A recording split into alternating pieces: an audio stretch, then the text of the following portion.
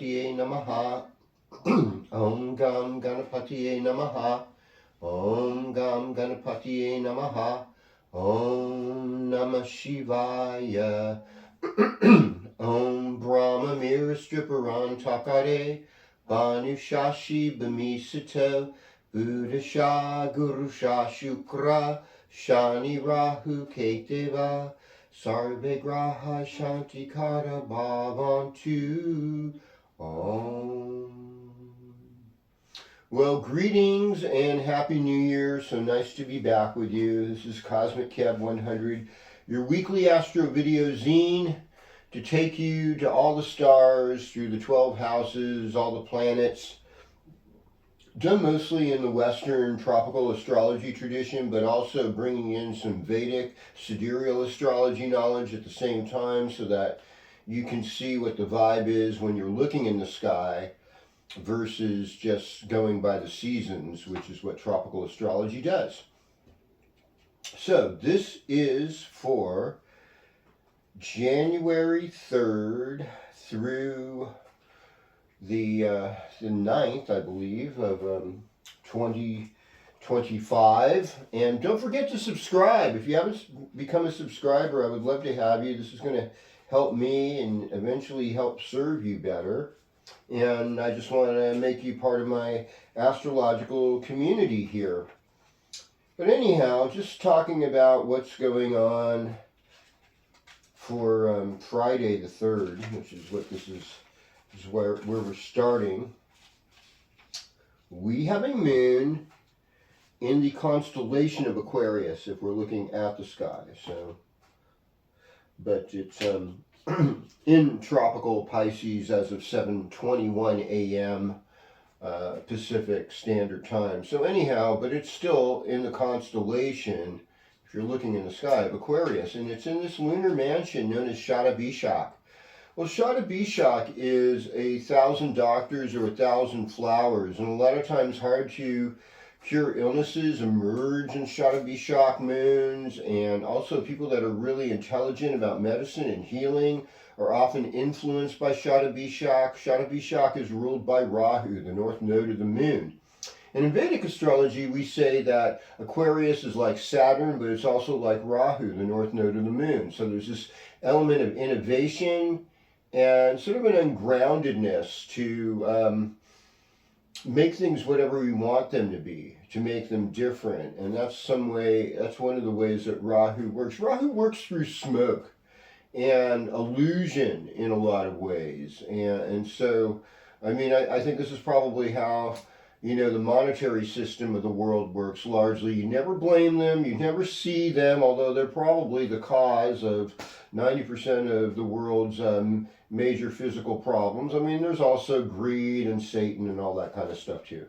I mean, so I can't, pin it completely, but I'm just like always amazed. How do they get away with so much? They get poor people to bail them out when they have housing scams and loan scams, and it's just like, we live in a world of complete and utter Stockholm syndrome, where we learn to identify and like our captives. And so, and like I'll say about this week is that astrologically, there's a lot of crazy stuff going on. One of my astrology mentors is Joni Petrie, and she was just saying how there's so many squares right now, which are tension between the planets when planets are squared to each other. So, yeah, that's huge. And so you can look at that, and I'll make some comments on that. I think that Mercury, though, I believe, is trining Rahu, and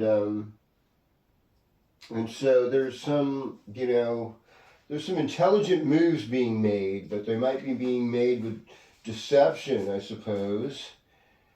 And yeah, it's just a day packed with aspects. I mean, Mars and Pluto are opposite each other, so that's like, we'll start with that, while Mars is going retrograde. So Mars' purpose, first of all, is like to get rid of evil.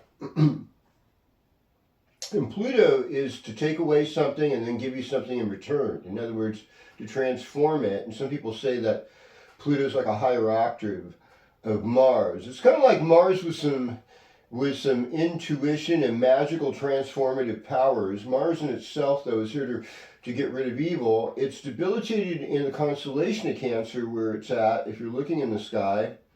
And so that would put Pluto in the constellation of Capricorn, which is different than the season of Aquarius. So it's in the season of Aquarius.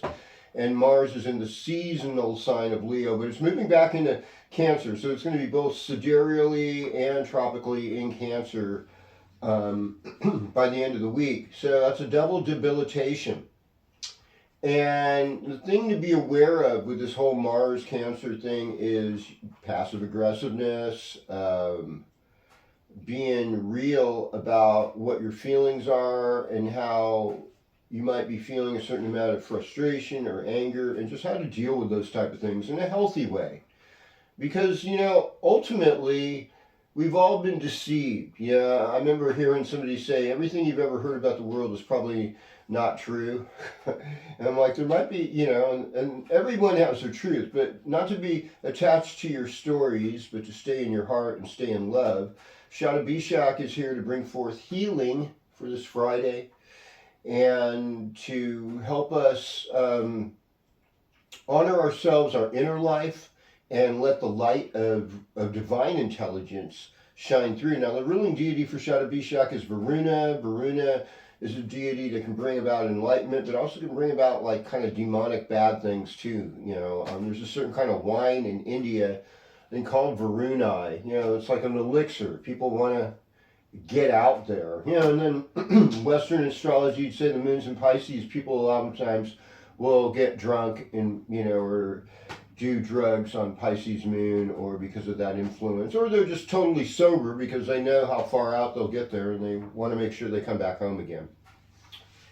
Okay, so, and let's see, what other wonderful things. I know that Jupiter and Mercury are somewhat opposed to each other, and so there's like a lot of sense of exaggeration and knowledge just for the money versus knowledge for spiritual truth. That's part of the conflict that's going on. See what other fun things I can decipher from these amazing aspects here. It's, you know, the moon will eventually be, I suppose, squaring Neptune. And the moon's going to conjoin Neptune this weekend. So, you know, when people get nuts and do nutty things, just stay chill, stay good with your neighbors, have a little extra food and water and, you know, whatever you need for your wood stove or what you got in case the power goes off. Just, you know, always being ready and then friendly and giving and cooperating with each other. Okay. We're going to just do it now, sign by sign. And starting with you, Aries. So, Aries, I would imagine with Mars being retrograde, that it's a little bit more difficult for you to be where you want to be, and especially, or get your kids where you want to be. So if you're an Aries parent, say with male children, this has probably been, you know, one of the more ground zero, crisis-y times with them. And maybe not, you know, it's not necessarily that way, but that's just like one way this could go, you know, on a mundane level. The other thing is about your own personal energy, about your own heart and what your passions are, and how you can move forward with them. And then because Mars is going, you know, to go right, it's going to go back into your fourth house, you know, just maybe you're in a process of a move, or moving parents that are old, elderly, things involving the 4th house, which is a juxtaposition of your career life, which is, you know, Sun in Capricorn right now in the tropical zodiac. And, you know, I think on the 6th, 7th, depending where you are, it's a Julian Christmas. So, you know, people in Orthodox tradition celebrate Christmas then. And I mean, the 12 days of Christmas were initially Christmas night until Julian Christmas. And I kind of like that extended celebration. You know, Hanukkah today, yesterday would be the last day of Hanukkah. And so that festival of bringing back light and celebrating courage amidst impossible odds that seem really dark. That Hanukkah story is super important right now. Anyhow, Aries, there's a little bit of karma to work on this weekend. I think this is a good time if you can just stay home and just chill out, pay your bills, relax, get yourself where you need to be that way. Well, greetings, Taurus, and welcome to your horoscope. I mean, I think, like, for Taurus, Mars retrogrades really affects Taurus because if you're, like, say, Taurus rising, then Mars rules your 7th house, so your relationship or how you partner up with people at work in some ways, open enemies in your life. You know, not everything is not that chill, and really, to be honest with you, not everything's always easy to define or to decipher. Is it really a government of and by the people, or is it just a private corporation that kind of does their own thing while alluding to be a government of and for the people? Yeah, that's the part that often gets missing and gets people into crazy situations because they don't realize, like, that's not really you. They're not really representing you. They're just representing them and the people that put them there. You know, that's all about, like, money and stuff like that. Yeah. Anyhow, you're changing the game where you work. This is a very social month for you. It's a month where you learn higher things. And this weekend is a very social weekend for you with the moon in your 11th house. Venus moving into your 11th house. I mean, you know, getting a lot of love from your friends. And it seems like you'll make some money. It's a fortunate time for you. I would take it. Greetings, Gemini. Welcome to your horoscope. So Mercury is in the 7th house, and that can make you like more of a sweet talker. And just any kind of contract that you're signing or doing, you have to pay a little more attention to those type of things. Capricorn time, not the easiest time for Gemini. Capricorn's the 8th house. So 8th house is other people's property, other people's stuff. It's sort of a disempowering time. It's even a time that can be like death, rebirth, other people's property, I mean, and birth itself, and sex. You know, all these things are in the 8th house, and the occult, and the mysteries of life. But the best thing to do in 8th house transits is stay chill and just don't expect too much. You know, just let it go. And I mean, I think actually this is like preparing us in some ways for what's going to be happening later on as we go through the months this year. I mean, I hear that it's going to be all glorious and groovy by next fall. You know, I mean, I'll accept it, whatever it is, but we have to conduct our inner government in the meantime and be the good people. And you have a lot of stuff dealing with the public. It looks like you might be beautifying your workspace, and who knows, you might even get a promotion. So good things happening for Gemini. Let's go over to Cancer. Well, this is kind of funny. You had Mars in the 1st house, and then later on this week, Mars is going back in your 1st house. So Mars in Cancer is considered to be debilitated, and it's partly because of your personality. Not all. I mean, there's some athletic Cancers I know that get out there and are real straight shooters. You know, I had a really good friend that was one of those, and unfortunately he shot a little too straight and he made some people mad, and you know, he ended up getting murdered out in the desert. So, you know, memory for Dana, the wild live off the land guy. You know, my friends Doug and Paul who know who I'm talking about. But yeah, so there's exceptions to every rule. Now, Mars and the Sun are getting ready later on in this month to oppose each other. So that's going to be a little bit weird. As Mars goes back into your sign. So Capricorn time is all about partnership and dealings of business, negotiations, showing some fairness. So, and then Pluto's in your 8th house. I mean, that's a lot of transformation and change. Now, this weekend looks good, though, because all these planets in your 9th house, if you do a little weekend getaway, go to a spiritual retreat, it's all perfect for that. So, it'll be a fun weekend. Monday might be a little weird, but, you know, we'll see. Let's look at our friend Leo. So, Leo, I think in a lot of ways, losing Mars is sort of like a dethroning, but don't worry, Mars will go direct and it'll go back into Leo again.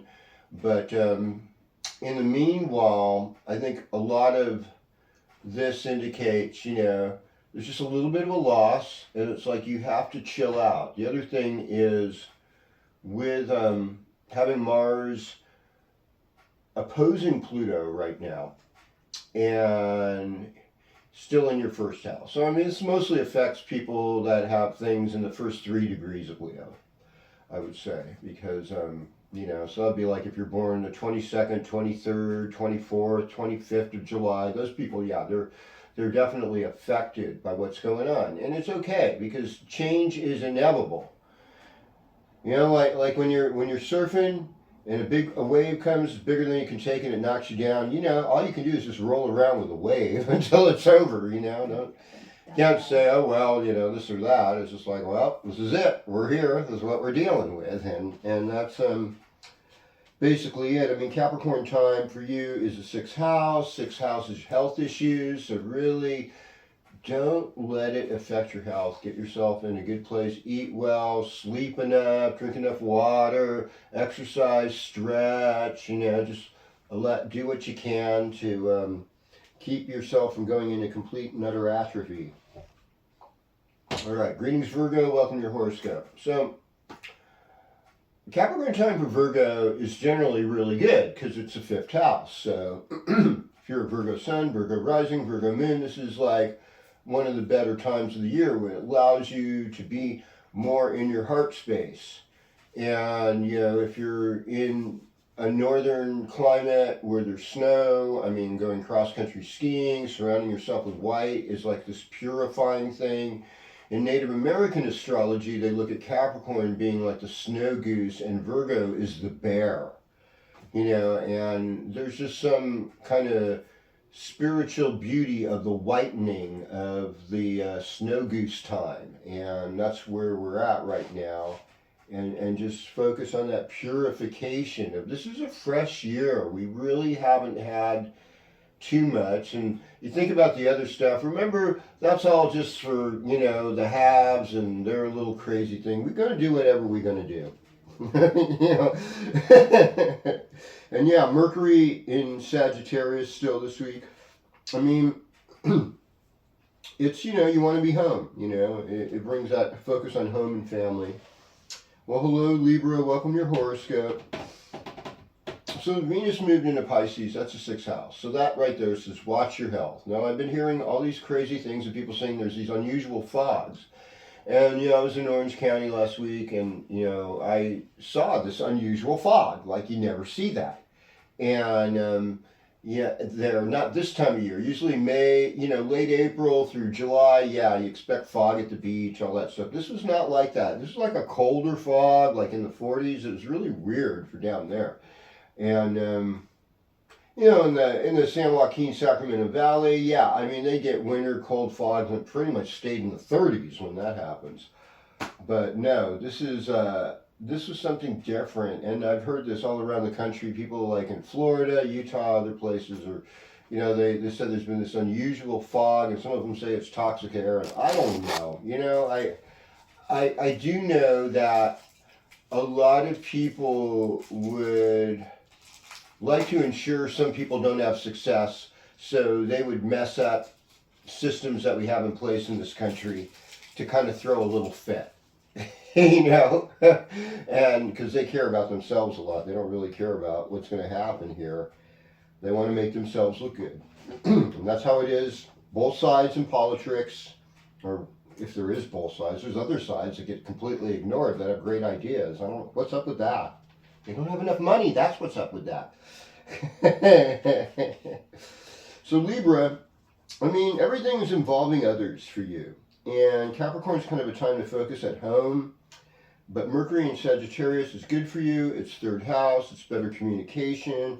So you've got a flow going. But mainly you got to just keep yourself from being overworked and just pace yourself. Get enough rest. Take a lot of vitamin C. Drink a lot of water.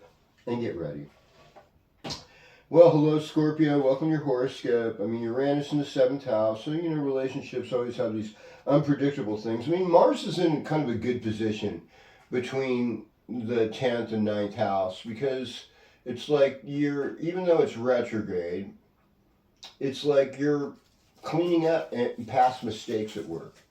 And you can make them better. You can, do like a thing of like, well, that didn't work last year, but let's fix that so that everything this year goes smoother. And Mars retrogrades in the 9th house, which is higher learning. It's also like an advanced PE course or something, or better yoga teacher training, martial arts training, all that kind of stuff. That could happen. Capricorn's like a friend, a sibling, and overall does well with Scorpio. One old astrologer was saying how Scorpio and Capricorn together help make civilization and make certain types of innovations. Okay, well, we can work with that. Greetings, Sagittarius. Welcome to your horoscope. Well, Mercury in the 1st house, even though it's kind of retrograde, it's been there a long time, so you have a lot of intelligent ideas. And what I love about Sagittarius is they're very oriented towards freedom. They're not really here to tread on other people's stuff. And they acknowledge how there's like ridiculous government restrictions that don't always keep people safe, but it's more like to help the government make money and ensure more control over a population that's been so generous and kind to them. or maybe they're just getting stolen from. I'm not sure. But this is also an introspective time of year for you. Capricorn rules your 2nd house, which is like family and money issues and your voice. And you have the intelligence, but you need to get out. Mars has been in the 8th house, so there may be some really weird hostile anger issues brewing in you that you haven't been able to express. And it's been it's still in the 9th house, so that is like an adventure, but you kind of need to look within and kind of clean up some of the emotional garbage that's within you, just so you can purge it. And we purge it through forgiveness, we purge it through letting go and release, and just not allowing ourselves to be affected by the negative. Don't revel in the dark. It's better to light a candle than to curse the darkness. Get out there and make 2025 what you want it to be. Well, hello Capricorn, and welcome to your horoscope, and happy birthday if you're Capricorn, having a birthday this week. I'm going to give a birthday shout out to my friend Ken at work. I think he's turning 58 this week, so Ken, happy birthday to you. And to other Capricorn friends, Dan Bowles, January 7th, Lisa Schmidt, January 7th, and I know there's a lot of you out there. We know David Bowie, Elvis, January 8th, and Nixon the 9th. Anyhow, you're in good company. It's like Mars moving back into the 7th house. So it's like having to negotiate our relationship agreements in a peaceful way. This could be part of the scenario this week. And changing the way you deal with finances, Pluto in Aquarius. I mean, some of you are into Bitcoin and stuff like that. That's very kind of Pluto and Aquarius-like. There's also this weekend, it's about being with friends, being more involved with your community. And as the week goes on, I mean, this is your renewal time. So, like I said, happy birthday, and may the happiness run and continue. All right, so greetings, Aquarius, and welcome to your horoscope. So, putting on Pluto in the first house, it's a thing. It's a big deal. It's a way of affirming what you need in relationship and changing how you perceive things. So there's a perception with it. Now, Capricorn time is not like the greatest time for Aquarius because it's your 12th house. That's a part of loss. Things kind of fall apart and kind of settle, and you need to kind of isolate and introspect before going into your birthday season. Saturn's in your second house, so you got your mind on your money and your money on your mind. Venus is there too, Neptune is there too, and so it's like you have to work, and this is also family, this is also the throat, the mouth, the neck, things like that. There's more tension in those areas of the body, and they have to be addressed and worked out as well. But all in all, I'd say this is a chance for you to kind of connect with your heart, connect with your family more this week, and just be present where you live. Well, greetings, Pisces, and welcome to your horoscope. I mean, this is a big weekend for you because the moon in Pisces on Friday, all day Saturday, and probably a good chunk of Sunday too. Let's see. Yes. So, I mean, yeah, it's there Sunday until, oh my goodness, let's make this clear, until 11 a.m. And at 11, then moon will be in Western Aries. So, I mean, that's a lot, So from Friday through Sunday morning lunch or whatever, you're the flavor. And Capricorn time is social life. It's the 11th house. So it's like looking at the people your community, reconnecting with community in some way is what this time of year is all about. Jupiter and Gemini, that's the 4th house. So working with your family, connecting with family. The whole structure of the oligarchs was to get people separated from their family, to have them not get married, not have their people, not have their clans, so they're easier to control. Get them to consume things instead. Oh, you just need this, You're too good for them, and it's all this separation, but we're better off when we can have resolution with each other, without the help from the government, without the help of work. I mean, having help of friends, real community, things that are genuine, that's empowering. But the mandated stuff is not empowering. That is really disempowering, and ultimately it always looks stupid in the end. May not in the immediate, it may look, oh my God, I'm safe. But in the end, we have to go. There's a big casualty list, and it's not being talked about nearly enough. But anyhow, I'm wishing you all a very, very happy and healthy new year. And we're in a waxing moon period, so put out the seeds of love, put out the seeds of connection, the seeds of joy. And I will be with you back next week to do this again. Don't forget to hit the subscribe button, the bell notification. Share with friends. Share it with a friend. That's, come here, come up, we'll put you in here. This is my lovely fiance, who, that's my honey bunny right here, Anna, beautiful Anna. Yeah. And yeah, so please share with friends, and so we want to get more subscribers. We're getting, he's getting close to 1,000. So yeah, so because of you, thank you. Thank you. Om Shanti Shanti Shanti Om Tat Sat. Wait, I was supposed to do that. Oh well. I was gonna do that for you. Oh well.